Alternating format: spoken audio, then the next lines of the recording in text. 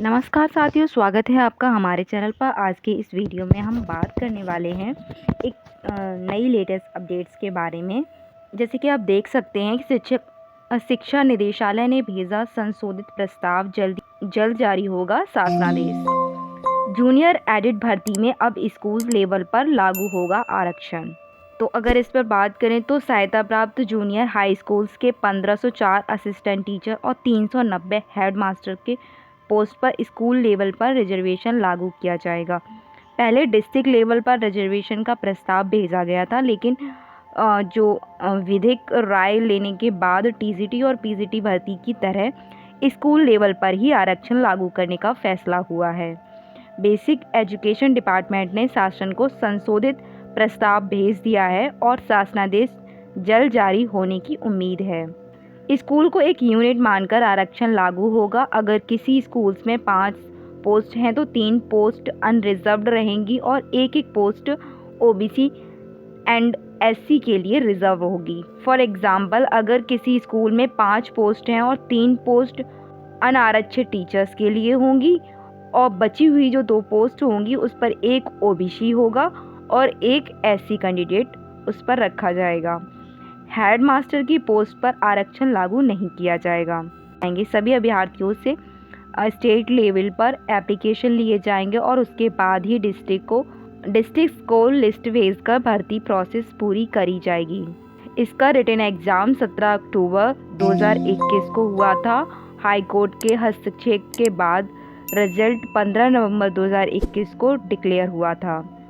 बहुत सारे कैंडिडेट्स ने लो मार्क्स की, जो कम जिनके मार्क्स आए थे, उन्होंने कंप्लेंट भी किया था, उसके लिए पिटीशन फाइल की थी।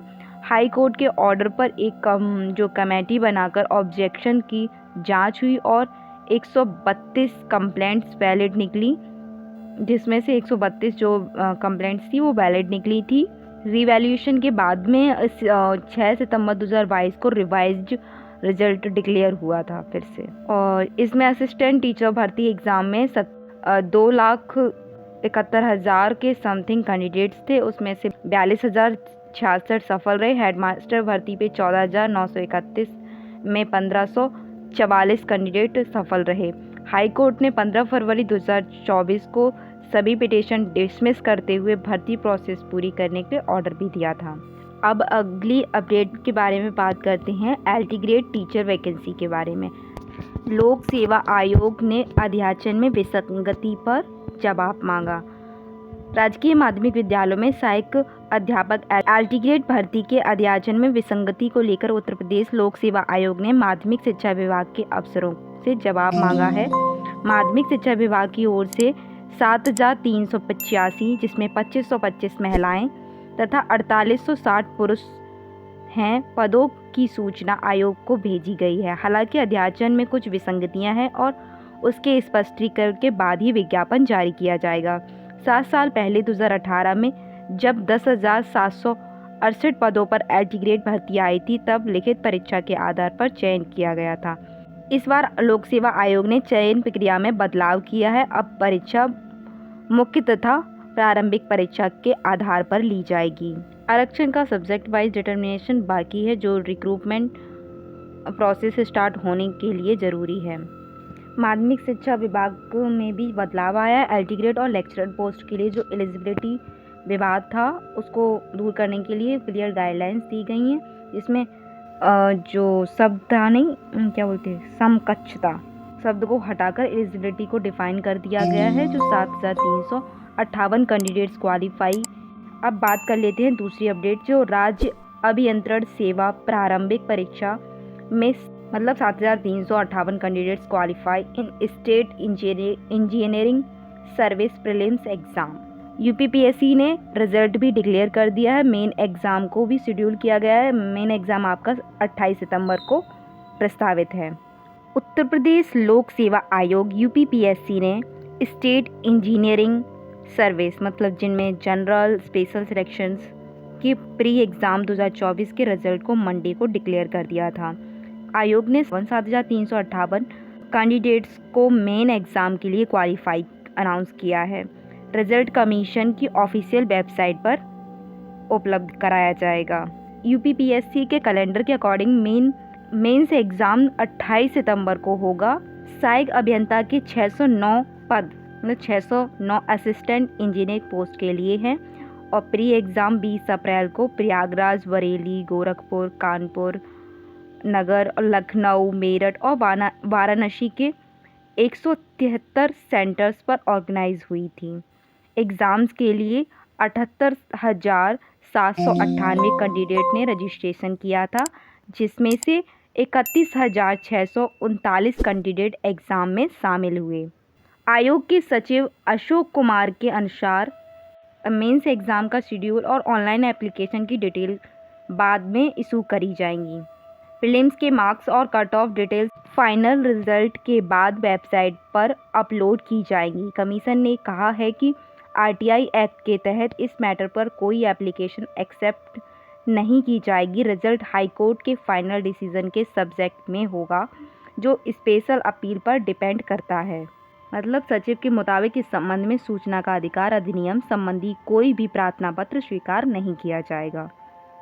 चयन परिणाम उत्तर प्रदेश सरकार द्वारा हाईकोर्ट में योजित विशेष अपील में न्यायालय द्वारा पारित होने वाले अंतिम निर्णय के अधीन रहेगा। फिर आगे बात की है, ये पहली बार है जब कमीशन ने रिक्रूटमेंट के लिए प्री एग्ज़ाम कंडक्ट किया। पहले सिर्फ रिटन एग्ज़ाम और इंटरव्यू होता था। एलटी ग्रेड पोस्ट के लिए तो हम पहले ही बात कर चुके हैं कि राजकीय विद्यालयों में एलटी ग्रेड शिक्षक भर्ती के लिए विषयवार आरक्षण का निर्धारण होते हुए भी उत्तर प्रदेश लोक सेवा आयोग की नई भर्तियों के लिए विज्ञापन जारी करेगा।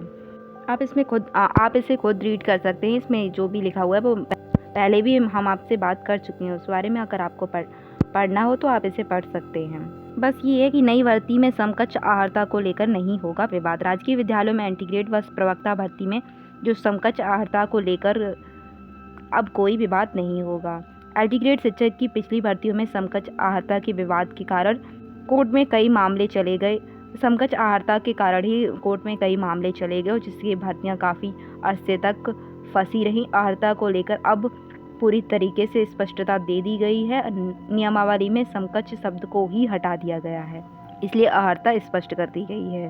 प्रवक्ता भर्ती के लिए भी जो 1647 पदों का मिल चुका है अध्याचन, तो आयोग ने राजकीय माध्यमिक विद्यालयों में भी प्रवक्ता भर्ती मतलब पीसीटी के लिए भी तकरीबन 1647 रिक्त पदों का अध्याचन मिल चुका है।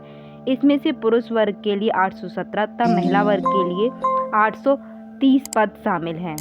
अब आगे नेक्स्ट बात करते हैं। बेसिक स्कूलों में बच्चे भर रहे हैं नवाचार की उड़ान। प्रदेश के बेसिक स्कूल्स में बच्चे नवाचार मतलब इनोवेशन की उड़ान भर रहे हैं। लोक भवन में सोमवार को सीएम योगी आदित्यनाथ जी ने बच्चों से बात की और उनकी प्रतिभा को सराहा। ये प्रोग्राम 2274 बेसिक स्कूल्स में चल रहा है, जिसका ऑब्जेक्टिव बच्चों को रियल लाइफ एक्सपीरियंस से जोड़ना है। मतलब इसका उद्देश्य है कि बच्चों को वास्तविक जीवन से जोड़ा जाए। इसका उद्देश्य बच्चों की किताबों की सीमित दुनिया से बाहर निकलकर उन्हें प्रयोग करके सीखने की प्रेरणा देना है।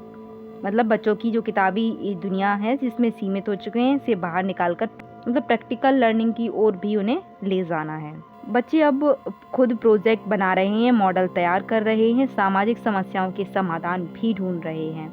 यह प्रोग्राम यूनिसेफ के सहयोग से प्रारंभ किया गया था। शुरुआती तौर पर यह 15 जिलों के 60 बेसिक स्कूल्स में पायलट प्रोजेक्ट के रूप में लागू किया गया था। इसकी सफलता के बाद इसे 2274 स्कूल्स तक एक्सपेंड किया गया। 2025 के एंड तक इसे 3288 स्कूल्स में शुरू करने का लक्ष्य भी तय किया गया। इसके लिए टीचर्स को हेडक्वार्टर्स लेवल पर स्पेशल ट्रेनिंग दिया जा रहा है। बच्चों को 4 मेजर एरिया में प्रोजेक्ट बेस्ड एजुकेशन दी जा रही है, जैसे कि कृषि मतलब एग्रीकल्चर में, गृह और स्वास्थ्य मतलब होम एंड हेल्थ में, वर्कशॉप इंजीनियरिंग और ऊर्जा और पर्यावरण मतलब एनर्जी एंड एनवायरनमेंट। सोमवार को लोक भवन में बेसिक शिक्षा विभाग के द्वारा आयोजित प्रदर्शनी में बच्चों ने अपने नवाचार का प्रदर्शन किया। औरंगाबाद के बेसिक स्कूल्स में बच्चों ने मोबाइल प्रोजेक्टर, दिव्यांगजन के लिए स्मार्ट शूज़ और डीसी कूलर जैसे प्रोजेक्ट प्रेजेंट किए। सीएम ने बच्चों के नवाचार को देखा और उनकी भी बहुत तारीफ की। आंचलिक विज्ञान नगरी में बच्चों ने बनाए दिलचस्प मॉडल। आंचलिक विज्ञान नगरी में पिछले समर जो इंटरेस्ट कैंप का समापन हो गया है। कैंप में लगभग 70 विद्यार्थियों ने पार्ट लिया और अपनी रचनात्मकता दिखाई। बच्चों ने डीएनए मॉडल, लंग्स का मॉडल, न्यूमेटिक ब्रेक और दूरबीन वगैरह काफ़ी शामिल थे।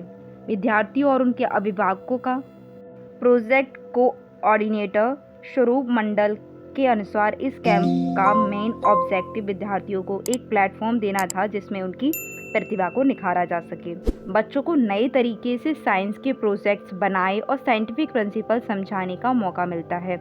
ये उनके स्कूल्स का करिकुलम में भी हेल्प करता है। पेरेंट्स और स्टूडेंट का कहना है कि ये कैंप बच्चों की क्रिएटिविटी एबिलिटी को एक्सप्लोर करने का एक सक्सेसफुल मीडियम है और घर पर भी बच्चे अपने साइंटिफिक मॉडल्स बना सकते हैं।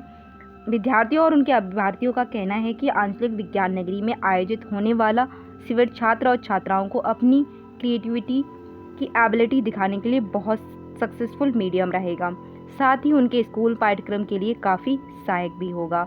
परियोजना समायोजक स्वरूप मंडल ने बताया है कि अभिरुचि शिविर का मुख्य उद्देश्य विद्यार्थियों को एक ऐसा प्लेटफॉर्म देना है जिसमें उनकी प्रतिभा को निखारा जा सके, नए तरीके से विज्ञान के प्रोजेक्ट बना पाएं। इससे उन्हें वैज्ञानिक सिद्धांतों को समझने में हेल्प मिलेगी और घर में भी वो मॉडल को बना पाएंगे। नेक्स्ट अगर हम बात करें तो 1 जनवरी से लागू हो 8वें वेतन आयोग की सिफारिश। Indian public service employees federation ने प्रधानमंत्री को एक पत्र भेजकर मांग की है कि 8वां वेतन आयोग का लाभ कर्मचारियों को 1 जनवरी 2026 से दिया जाए। संगठन के राष्ट्रीय अध्यक्ष बीपी मिश्रा ने कहा है कि महंगाई, बेरोजगारी और आउटसोर्स पॉलिसी से देश भर के कर्मचारी, शिक्षक और युवा दुखी हैं। आउटसोर्स कर्मचारियों के शोषण को रोका जाए और उन्हें मिनिमम वेतन, सेवा सुरक्षा और नियुक्तियों में वरीयता के लिए एक पॉलिसी भी बनाई जाए। अगर 8वें वेतन की बात की जाए कि 8वां वेतन है क्या, तो वेतन आयोग मतलब पे कमीशन भारत सरकार द्वारा स्थापित एक कमेटी होती है जो सरकारी कर्मचारियों, शिक्षकों और पेंशनर्स के वेतन, भत्ते और अन्य सुविधाओं का पुनर्विचार और संशोधन करती है। हर 10 साल के इंटरवल में नए वेतन आयोग की स्थापना होती है। 8वें वेतन आयोग का उद्देश्य सरकारी कर्मचारियों के वेतन को वर्तमान महंगाई और आर्थिक स्थिति के अनुसार अपडेट करना। इससे कर्मचारियों की जो परचेजिंग पावर बढ़ती है और उनकी जिंदगी में भी सुधार आता है। वेतन आयोग कर्मचारियों की सैलरी और अलाउंस के एनालिसिस करता है और उन्हें सुधारने की सिफारिश भी करता है। रिटायर्ड कर्मचारियों की पेंशन और सुविधाओं पर भी ध्यान दिया जाता है। ये देखा जाता है कि नए वेतन से सरकार के बजट पर कितना असर पड़ेगा और समाज के लिए कितना लाभदायक सिद्ध होगा। अब मतलब इंडिकेशन है कि 8वां वेतन आयोग की सिफारिश 1 जनवरी 2026 से लागू हो सकती है, लेकिन इस पर सरकार की फाइनल अप्रूवल का इंतज़ार है। ये आयोग सरकारी कर्मचारियों के भविष्य और उनके जीवन का स्टैंडर्ड सुधारने के लिए एक महत्वपूर्ण स्टेप है। आज की वीडियो में बस इतना ही। मिलते हैं अगली वीडियो में एक लेटेस्ट अपडेट के साथ। तब तक के लिए जय हिंद, जय भारत। वीडियो को एंड तक देखने के लिए थैंक यू।